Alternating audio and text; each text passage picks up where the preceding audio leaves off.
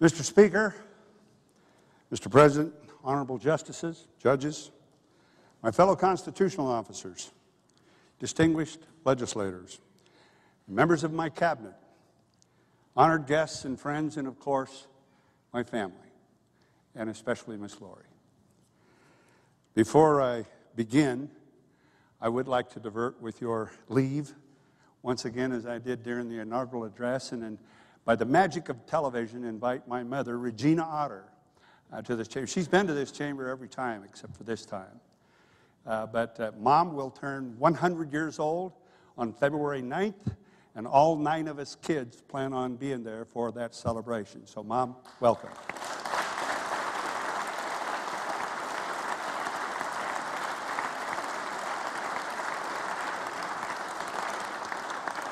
Allow me also to first comment briefly on 2 men who were with us throughout my first term, 2 terms in tenure in this office. Superintendent of Public Instruction, Tom Luna, and Secretary of State, Ben Isursa. During my time in government, I have seldom been privileged to work with 2 individuals that are more devoted to public service and the public interest and motivated by the better angels of public service than was Tom and Ben. Please join me now in showing appreciation for their work, their legacy, and their friendship. There they are.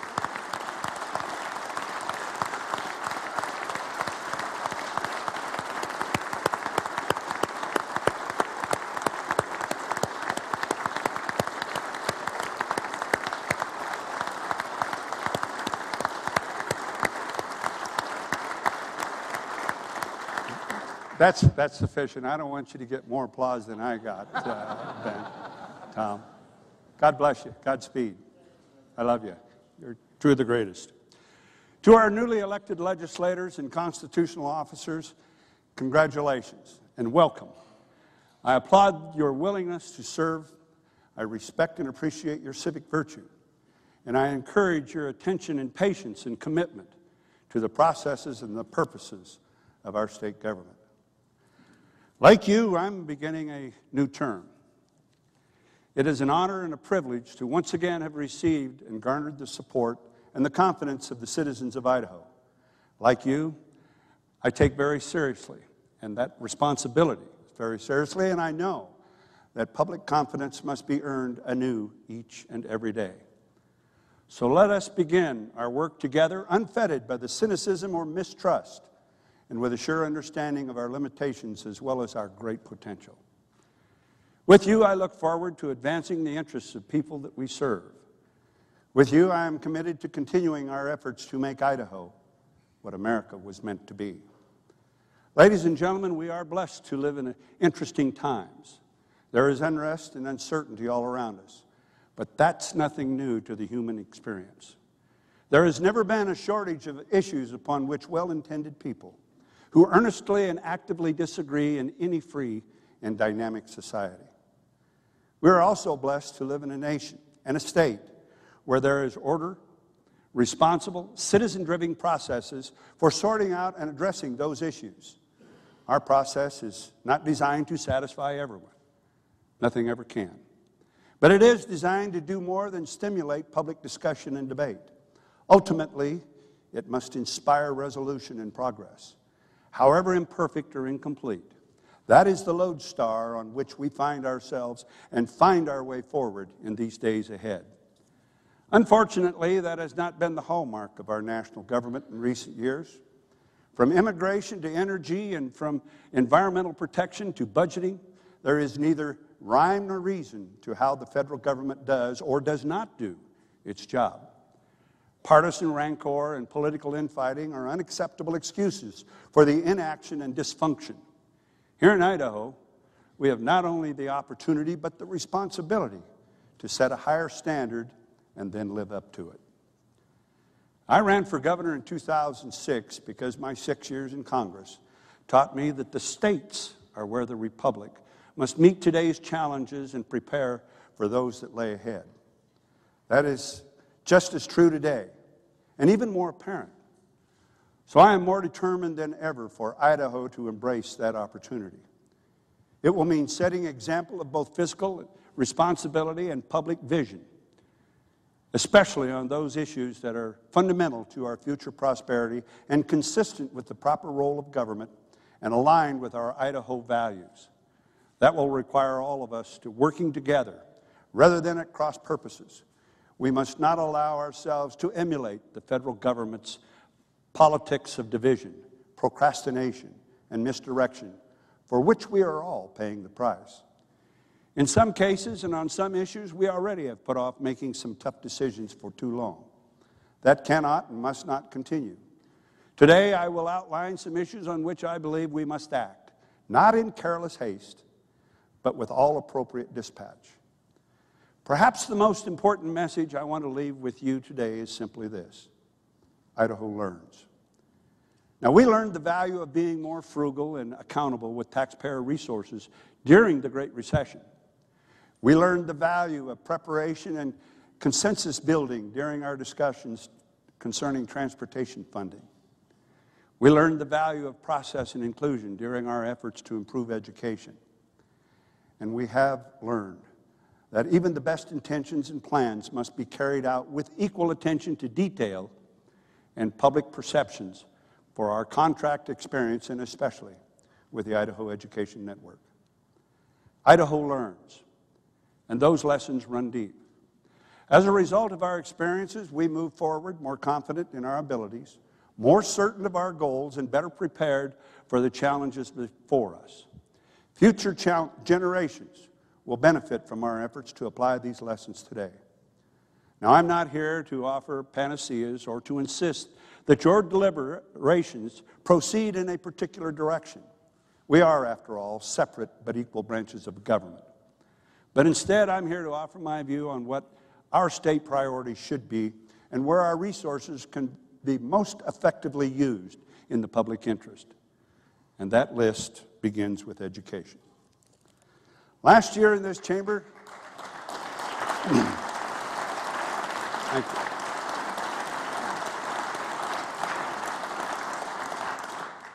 Last year in this chamber, I laid out a 5-year plan for sustainability and responsibly investing in public schools. And I greatly appreciate your support for achieving those goals. And I encourage your continuing help in seeing this process through as we welcome our new Superintendent of Public Instruction, Sherry Ibarra.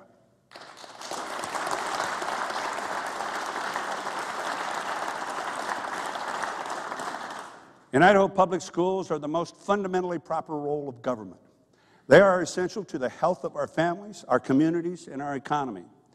In addition to the choices that parents are afforded with homeschooling, charter schools, private schools, a world-class public schools can set the bar higher for individual achievement. They are the key to our prosperity and Idaho's competitiveness in the global marketplace. As you know, our school improvement plan is based on the recommendations of my broad-based bipartisan education task force, which was led and facilitated by the State Board of Education.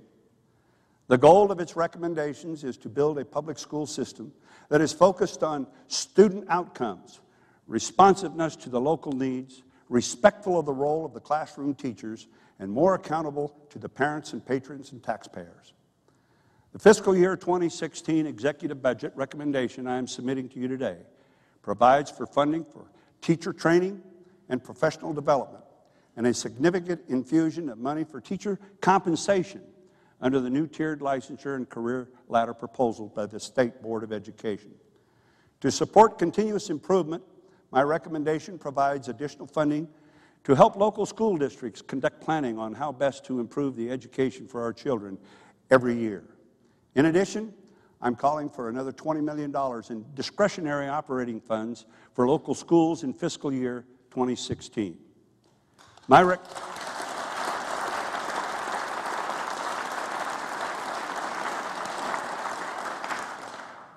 recommendation also includes funding to provide more career and college counseling for students. As we implement our K through career goals, I want students and parents to have the best information available in making important decisions about courses, programs, and post-secondary opportunities that will give them a leg up towards success in the workforce. My total general fund budget request for the coming year represents a 5.2% increase. But my proposal for public schools calls for a 7.4% more funding.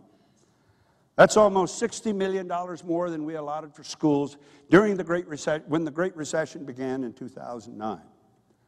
Beyond the numbers, I'm also calling on the State Board of Education and our education partners to work together to develop a comprehensive plan for improving literacy, reading proficiency. Reading at grade level by the end of the third grade is a major foundation for a student's education. It enables their success in every other subject. We absolutely must prepare our students by doing more to achieve this critical benchmark. Anything less is simply unacceptable.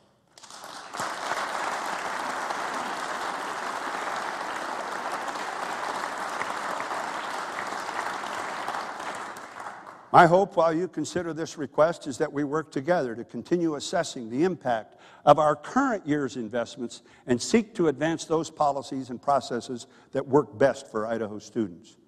We know that one of our initiatives to improve the quality and equity of public school experience for our students is the Idaho Education Network. It enables students in Salmon and Montpelier to get the same kind of advanced instructions as those in Sandpoint and Meridian. It enables Idaho to overcome geographic and socioeconomic barriers.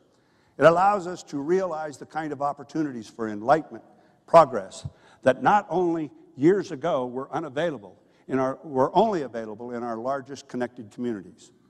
The kind and the quality of courses and the levels of instruction provided by the IEN truly is staggering. I believe in its value that its value is beyond question. The IEN is an asset that must be maintained. Challenging is continuing to educate for the world-class tool so that we can overcome the other barriers. I am confident, committed to fulfilling the vision and promise of the IEN, which will start with rebidding the contracts involved as soon as possible, but also include a strong recommendation for full funding of the IEN operations in fiscal year 2016 to ensure that the service is continued for Idaho students. One of the best benefits of Idaho Education Network continues to be the ability to bring college-level courses into the high school classrooms throughout Idaho. That in turn helps ensure that more of our students are adequately prepared for the academic rigor of college life. Our colleges and universities have been spending too much time and money and energy on remedial programs to bring Idaho graduates up to a post-secondary level of competence on such critical subjects as science, math, reading comprehension. Many of our employers are also having trouble finding workers with the skills that they need in an increasingly complex economy to enable those businesses to remain competitive. And I'm not just talking about computer science and engineering and the healthcare fields. We have businesses struggling to find enough well-trained and qualified welders, technicians, and all other trade positions. In fact, at current levels of economic growth, we are growing to be tens of thousands of employees short of the industry demand for the skills and the level of post-secondary training and education that they need in the coming years. That's why our efforts to better prepare students to be contributing members of society now extend beyond the old K through 12 focus to a K through career emphasis. Education must not be allowed to end with high school. We have a responsibility to use our tax dollars more strategically and effectively, and to build and strengthen partnerships with employers. If we are to meet our goal of at least 60% of the Idaho citizens between the ages of 25 and 34 having a post-secondary degree or a professional certification by 2020. Now, folks, that's just 5 years down the road, and we have a lot of work to do in order to achieve this goal. Already, the Board of Education and our higher education institutions are working more closely than they ever have with the Department of Labor, the Department of Commerce, professional and technical education, health and welfare, and local organizations to develop the common sense plans for meeting our workforce development needs. That includes more pronounced targeted and sustainable investments in such programs as computer science, as the Computer Science Initiative at Boise State University, an employee readiness initiative at the University of Idaho, and career path internships at Idaho State University, and the Complete College Idaho program throughout our higher education system. Those are among the top priorities at each of our schools, and I'm asking for your continuing support to help them succeed, to help us succeed in building a comprehensive system of education and workforce training opportunities so that Idaho Learns applies to all citizens of our state.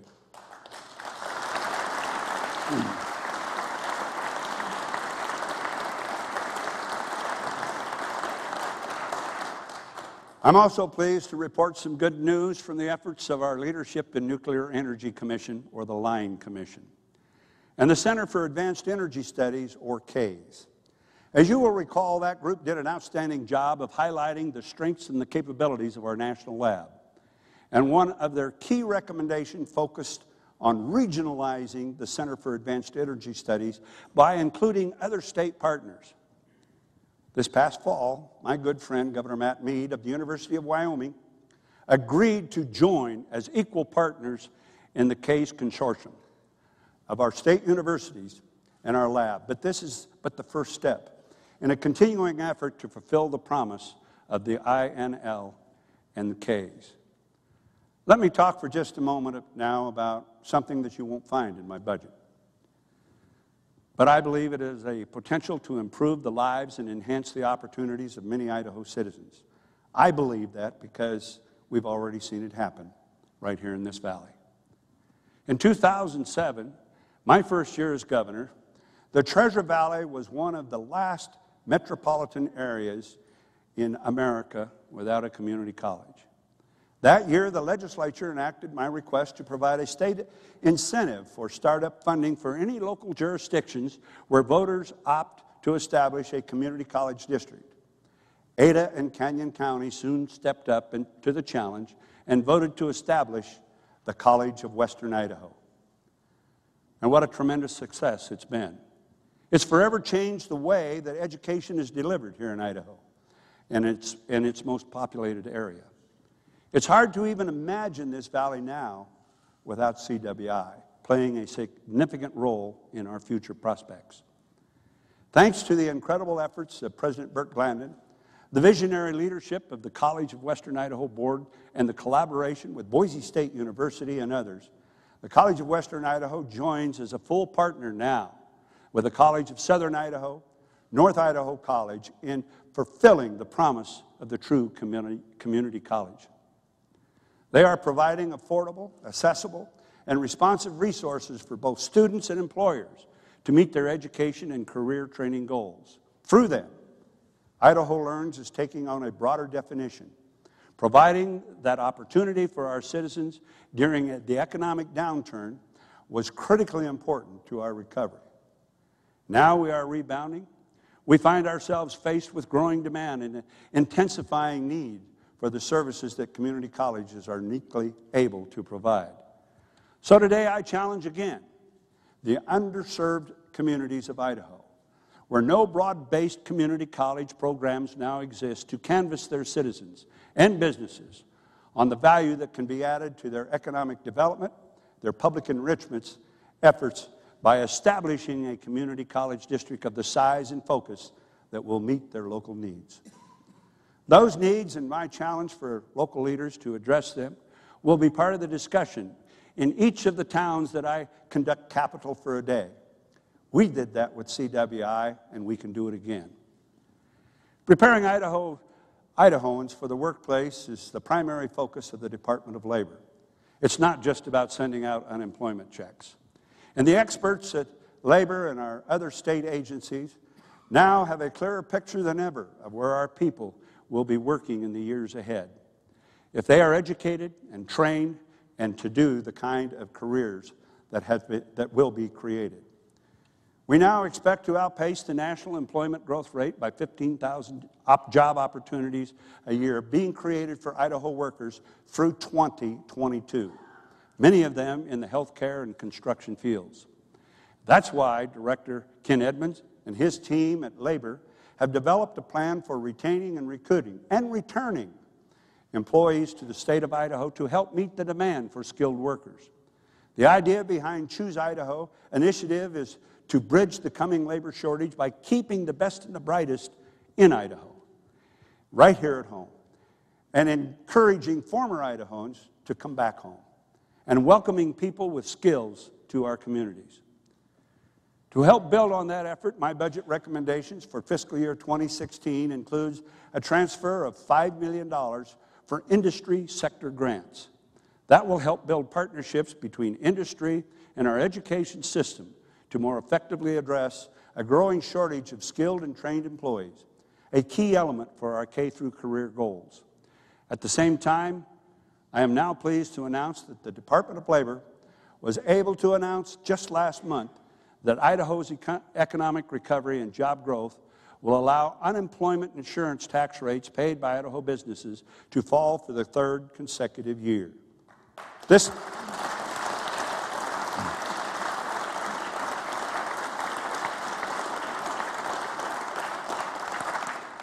time by another 16.8%.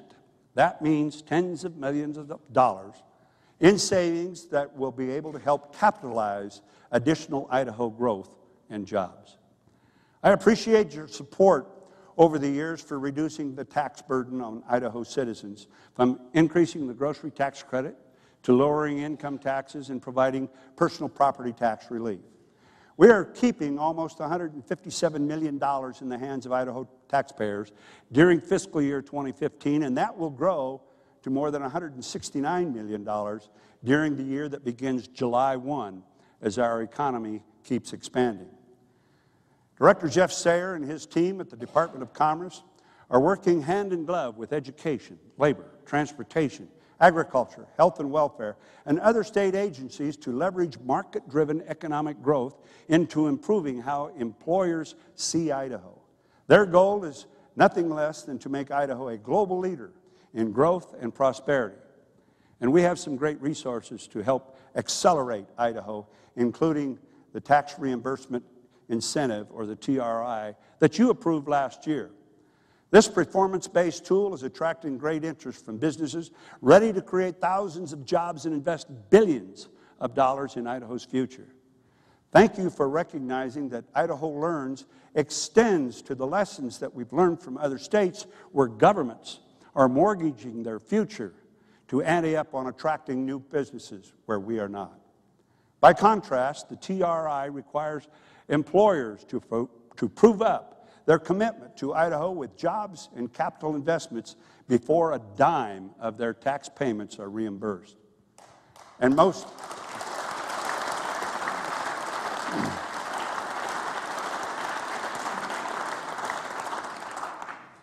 importantly, the TRI is getting just as much attention right here from our own homegrown businesses than it is from outside. In fact, those employers are all looking for a new tool in the toolbox, and they have found it with the TRI. One of the most crucial parts of making Idaho a better place to do business and create jobs is improving our infrastructure. My budget recommendations includes an additional $3 million infusion for the Idaho Opportunity Fund at the Department of Commerce. That money is used for strategic grants to help Idaho communities provide for water, power, wastewater treatment, roads, and other infrastructure necessary for expanding their businesses. A great example of the return on investment from our Opportunity Fund is Chivas Steel. When one of the nation's largest steel fabricators was looking for a place to expand west of the Mississippi River, it found a home in Yukon, just north of Idaho Falls. It landed there for a number of reasons, but one factor in particular helped seal the deal. Yukon was able to secure a $400,000 Opportunity Fund grant to support infrastructure needs for Chivas operations. So far, the employee-owned company has invested about $10 million in facilities and equipment right there in Yukon. That figure is to grow to about $32 million as Chivas creates more than 150 career opportunity jobs in Bonneville County. You know as well as I do that every Idaho community that's been passed over by a new or growing company understands the value of those grants. But they only help address a small fraction of our statewide infrastructure needs. The biggest ticket item in our infrastructure inventory is our long-term, multi-billion-dollar investment in Idaho's roads and bridges. And if Idaho learns means anything at all, it's time for us to address that elephant in the room. Our own circumstances and the realities of our national government require us to seize the opportunity to become more self-reliant, to be the architects of our own destiny rather than afterthoughts of a federal funding system that could be skewed to our disadvantage. There's a real possibility that Congress will try to pass a transportation funding bill in the coming year, maybe as early as this spring. A cold hard assessment of the politics involved indicates that we might run the risk of getting left behind in the lurch if that federal government changes the Highway Trust Fund formula so that we wind up paying in more than we're allotted for our needs in Idaho. Now, a survey last winter showed that most Idahoans believe our aging highway system and bridges will need attention within the next 10 years. That's one benchmark to consider. But the maintenance backlog that we already have makes it even more important to figure out how now to pay for the hundreds of millions of dollars in improvements needed to protect Idaho's lives and corridors of commerce. Ladies and gentlemen, we know that after education, investing in infrastructure is among the smartest, most cost-effective, and frankly essential uses of taxpayer dollars to promote the public's general welfare and sustain economic vitality. And that truth is being embraced by the voters. It's interesting to note that roughly half of the survey respondents said that transportation funding should be the legislature's top 3 issues. And even though most are satisfied with the condition of our roads and bridges right now, they get it. Building and maintaining infrastructure is not an overnight proposition. Whether it's highways, broadband connectivity, electrical transmission lines, or water treatment facilities, it takes planning and a commitment to sustainable long-term investment. We already have 785 state and local bridges in Idaho that are over 50 years old and considered structurally deficient. That number will grow to 900 bridges by 2019, even though we already have the money to pay for 68. This isn't a matter of Henny Penny telling us the sky is falling. It's a real problem. But we know how to fix it, and we have the resources. And major highway improvement projects since 2009 mostly have been funded by Garvey bonds and federal stimulus money. They have reduced the accident rate on those routes by 35% and the death rate by 25%. Under Director Brian Ness's and Chairman Jerry Whitehead's leadership, the Idaho Transportation Department is making significant strides in efficiency and more effectively using limited highway resources. ITD has eliminated more than 100 full-time positions since 2013 alone by reducing layers of management. It is now recognized amongst the best-run transportation agencies in America. I fully understand the misgivings of some about highway transportation costs and making those costs higher, but there is something to be said for the old adage about being penny wise and pound foolish. In fact, every dollar that we invest in our roads and bridges now will save the motorists, the taxpayers, and our children $6 to $14 later on. Chairman Brackett and Palmer, legislative leaders, I am not going to stand here and tell you how to swallow this elephant. That would be contrary to all that I have learned and that we have learned about each other in recent years. But we all know it must be done. And I welcome financially responsible legislation that addresses steady, ongoing, and sustainable transportation infrastructure in Idaho. However, I will not entertain proposals that aimed at competing for general fund tax dollars with education and our other required public programs or services.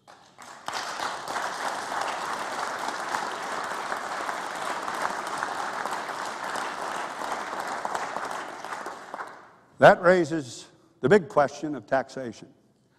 So allow me to reflect for just a moment on our Idaho tax system and its conformance with basic tenets of equity, certainty, and simplicity. By that I mean taxation must be fair in its policy and administered across the taxpayer classifications. It must be predictable so that taxpayers can plan and prepare as they conduct their businesses or their personal affairs. And it must be understandable so that taxpayers have a fighting chance of making sense of the tax code and its impact on them.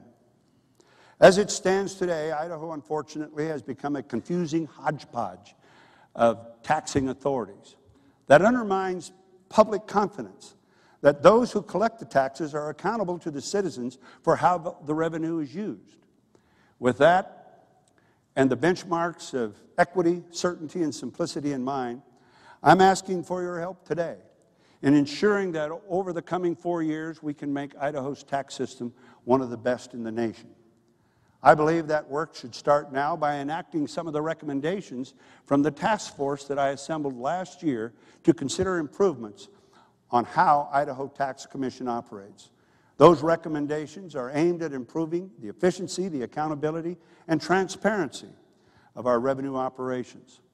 That includes refining the role of the Commission itself with the addition of a director over day-to-day agency business. By now, most of you know that I would like to see further reductions in the marginal tax rates for Idaho individual and corporate income tax to below 7% from their current 7.4%.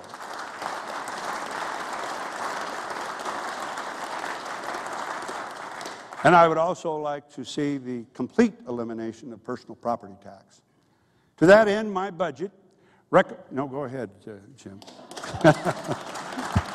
I'm kidding.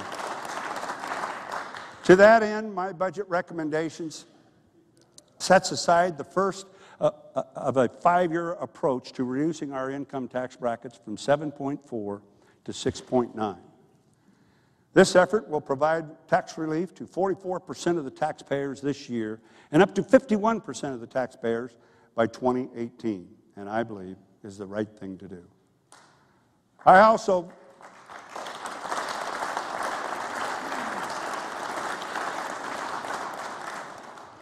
believe the time has come for Idaho to prepare for a potential change in federal law to address the issue of tax equity.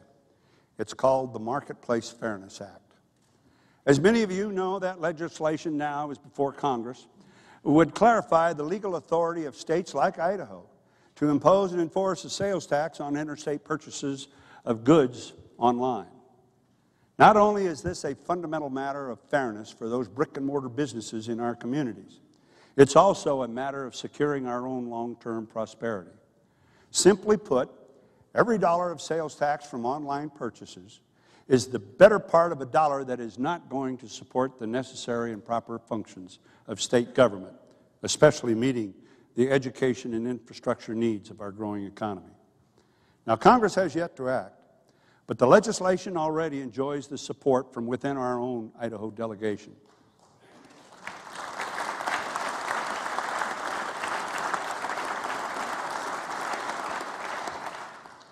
On the topic of Congress, I believe the chances now have improved, if only marginally, to repeal or more likely make incremental changes to Obamacare that would have real impact here in Idaho. I have studied the recommendations of my Medicaid redesign work group and agree with its findings up to a point. I especially appreciate the work group's strong focus on personal responsibility, and requiring co-payments and managed care. But more importantly, Idaho Learns should also apply to these findings and their experience. The work group did its homework and deserves an opportunity to share what they have learned. And so I am asking you to hold hearings this session, to listen to their findings, ask questions, educate yourselves on all the work that they have done, and then possibly take action. We worked together collaboratively and with great success on creating Your Health Idaho. After some initial trials, Idaho is now successfully running its own insurance exchange, cheaper, more efficiently, with less staff, and with better service than the national system that overpromised and profoundly underdelivered. That's because Your Health Idaho is locally run. and utilizes insurance agents and brokers working in the free market right here in Idaho. In fact, the marketplace is the key to how Idaho is advancing our goals of making health care more affordable and accessible for all Idahoans. Many people in this state have quietly gone about the business of putting Idaho at the forefront and changing how our health care landscape looks. By building public-private partnerships, Health and Welfare Director Dick Armstrong and the men and women who are working on the State Health Care Innovation Plan are changing the way we pay for, deliver health care services, including Medicaid. Those who are working diligently in both the public and private sectors to improve health care overcomes in Idaho, they all deserve our thanks.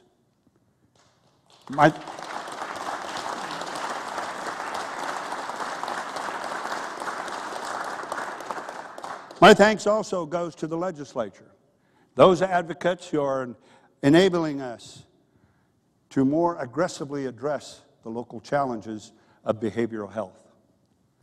Less than a month ago, I was in Idaho Falls to cut the ribbon on Idaho's first behavioral health crisis center, where people with mental health or substance abuse issues and problems can get short-term help without going to a hospital emergency room or a jail cell. It's important. It's an important part of the broader improvements needed in our community-based services. We know that the best practices across the country show that such local facilities reduce law enforcement and hospital-related cases, while at the same time providing for sustainable support and better access for vulnerable citizens. That's why I am once again requesting funds for an additional behavioral health crisis center in the coming year.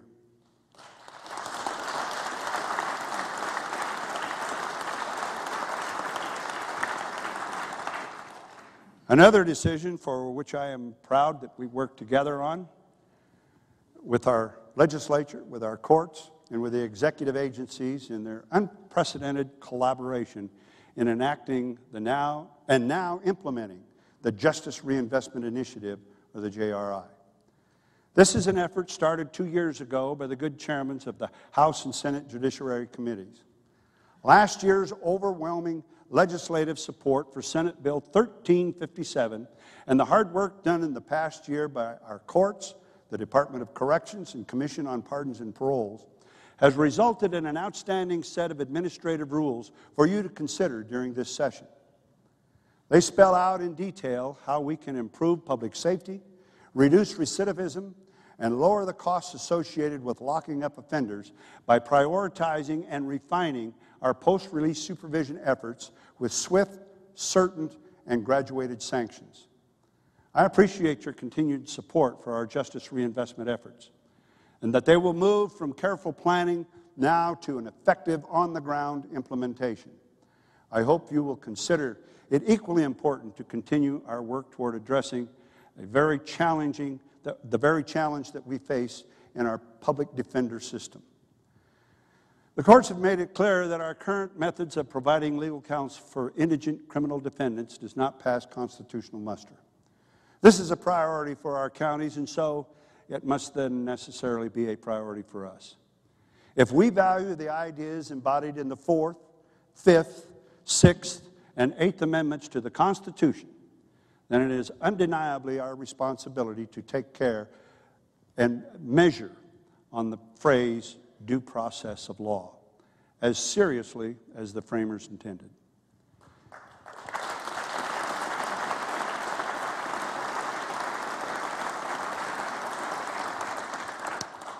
Which now brings me to another constitutional issue, the defense of traditional marriage. Last year, we found ourselves in the position of defending an amendment to the Idaho Constitution that was approved only a few short years ago in 2006, and I believe truly representing both the intentions and the values of our citizens in Idaho. It defines marriage between a man and a woman as the only domestic legal union valid in Idaho. So it is incumbent upon those of us who swore to uphold and defend the Constitution, and to do so based on its content now, not on changing societal values since it was enacted, or how any of us would rewrite it today. Therefore, I will, with my partnership with the Attorney General, continue to do all I can to uphold my oath of office and defend Idaho's Constitution, Article 3, Section 28.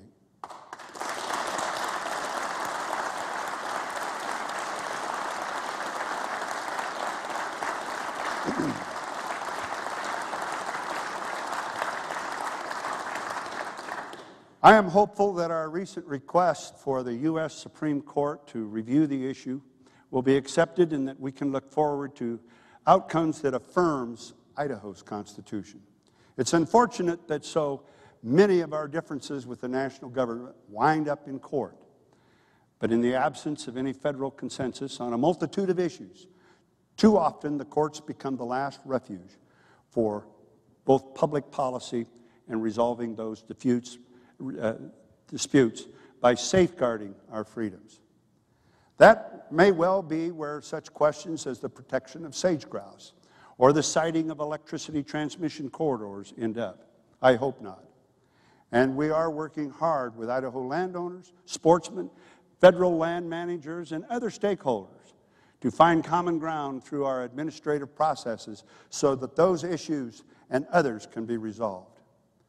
During the past year, we completed the historic Snake River Basin adjudication process. The largest single-stream adjudication in the United States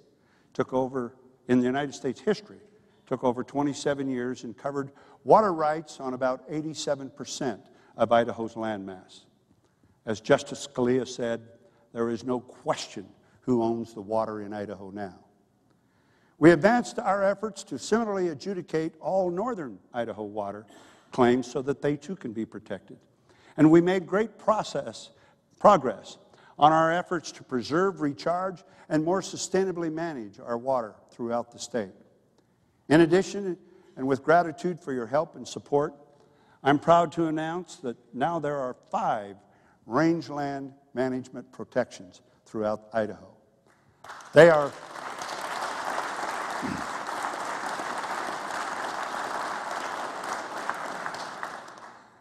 organized and prepared to launch initial attacks when wildfire threatens any of the more than 3.5 million acres of state, private, and BLM rangeland in our state. And I would also tell you, those great ideas are being borrowed by other states. I know of at least 4 other states now, along with the Department of Interior, that are encouraging their establishments in other states on their rangeland problems as well. Ladies and gentlemen, look high above you. Within this magnificent chamber, so beautifully renovated just a few years ago, you see an Idaho sky through a vaulted dome of glass. This chamber, this building, this body has all the room that anyone could need to accommodate the biggest, the most loftiest, and the most meaningful of ideas and actions. In fact, I would measure that the entire church, used in the summer of 1787 to create this great republic, would but fill this chamber. So as you begin your deliberations today, don't limit yourself. Think big, be bold, act decisively. Reflect the Idaho values that you were sent here to represent. And as you consider the magnitude of the work ahead and how it will benefit the citizens that we serve, keep looking up toward higher aspirations.